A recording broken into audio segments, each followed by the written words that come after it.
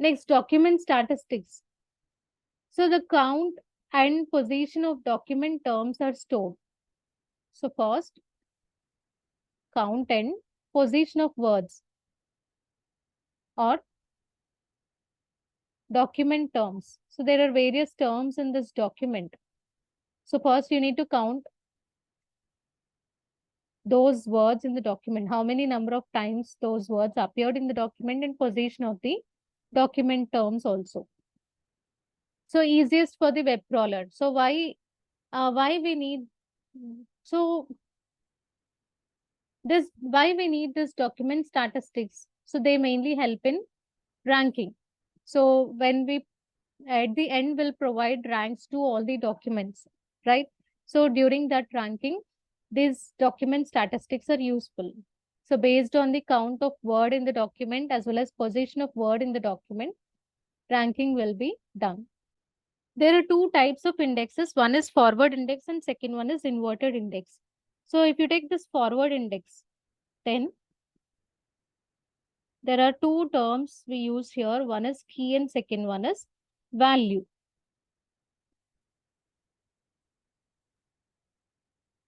So if it is forward index, key becomes, so document will be your key, whereas value means list of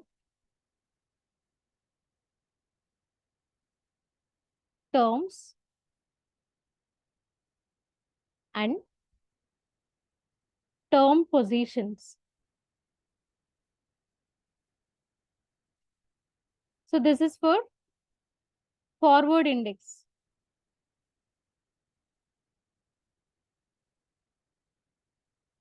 Whereas if it is inverted index,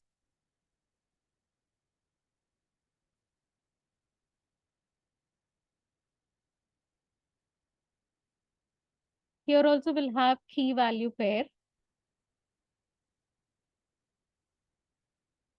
So in this case, key is a term, value is list of documents.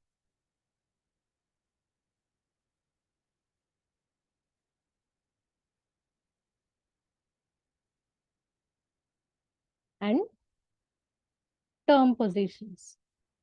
So this is the main difference between forward index and inverted index. So in forward index, document becomes your key and value is list of terms, whereas in inverted index, term is your key and list of documents becomes your value. So here term weights are calculated and stored with the terms. So there are multiple terms. So terms are nothing but the words present in the document. So for every term, weight will be calculated. Okay. So the term weights are calculated and stored with the terms. So let us take one word here. Say NLP. This is one term. And here the weight is associated with this term. So term weights are calculated and stored with this terms. The weight estimates the term's importance to the document. So based on this value, we'll identify whether this word is important for that document or not. So if it is having higher weight, then we can say that that word is important. So the weights are used by ranking algorithms. So if you take TF-IDF, it ranks the documents by term frequency of the query term within the document times the inverse document frequency of the term across all the documents. So higher the scores, it means that you have more query terms which are not found in many documents.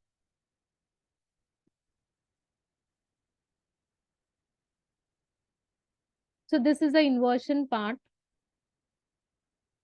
So index inversion, it is important for fast query performance, and it converts the document level term positions to collection level positions or term document positions for indexing. And this is especially difficult for very large document collections. So the index format, it must be carefully designed for fast reading, efficient storage, many concurrent reads and writes, and data redundancy. Here the format of index files. It must also handle various updates, and compression should be used in order to achieve efficiency. Say if you have any index private data, then better to use encryption credential management. So because they play an important role. Next we have query input. So a query language is, so till now we saw the indexing part, right? So let us now start with the querying part. A query language is defined and a website provides an interface for users to enter the queries. So here you can see, say suppose this is a website or an user interface where user will enter the query. So most queries, they are simple, but many search engines, they even have advanced language features also. Query languages, they can even be used to describe more complex queries. It can be Boolean query or Boolean logic, and similar to SQL, but information retrieval search tends to focus mostly on content rather than structure.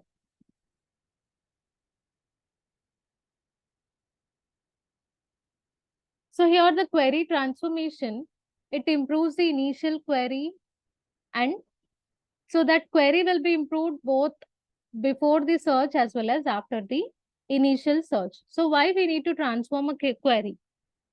So because it improves the initial query. And spell checking and query suggestion, they mainly suggest improvements to the user. So if user type any spelling mistake, okay, that is spell checking. Spell checkers are used, right? And query suggestion. So when I start typing something, then you'll get suggestions which are related. You'll get multiple sentences which are relevant to this text, which is typed by the user. So that is, what is that? That is query suggestion. So these two, they actually suggest improvements to the user, or they run alternative queries in the background. And query expansion, it adds, so this query expansion adds terms related to the query terms. Like it can be either a synonym or related entities. And relevance feedback, it runs in the initial query, then it uses top ranked documents in order to expand the query for a second run. Then results output. So the top ranked results, they are displayed as output to the user, and generates the snippets to show how queries match the documents.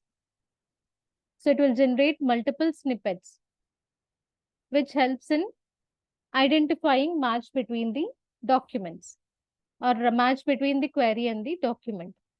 And it highlights important words and passages, and retrieves query relevant advertising, and may even cluster the results or add additional content. Like Google one box represents custom results. When it's confident, it knows what you are looking for. So this clustering will be provided, and even other visualization tools, they can even be used in order to output the, or in order to generate the output. Next, it is scoring or ranking. So document scoring is done here. So score is assigned to the most likely relevant documents based on how well it matches the query. Say suppose these are the list of documents. These are the documents and these are the scores assigned to all the documents. So say this is a query. So relevance will be verified. So first you need to check how well this document matches with the query. So if there is a match, then in that case, based on that, score will be assigned, right? So calculate scores for documents, and that calculation will be done with the help of ranking algorithms like TF-IDF or BM25, etc. Bring component. This is considered as the important or core component of a search engine. And the basic form is the dot product. So which is represented like this. Dot product of query term weights and corresponding document weights. So these are the query term weights and document weights. So if you take dot product of that, so that gives you the score. And along with that, many other variations of ranking algorithms and retrieval models are even used for ranking. Next, we have performance optimization. So generally, you have to run the ranking at query time. So it should be less than 1 second. So whenever user type any query, then here within 1 second, output should be displayed to the user. So then based on that, we can say, so if we are able, or if the search engine is able to provide the result accordingly, then we can say that the performance is high, right? So efficient algorithm design is very important here. That is term at a time versus document at a time processing, or else safe versus unsafe optimizations. And then coming to the distribution part. So queries are processed in a distributed environment. And here we have a query broker which distributes queries and assembles the results.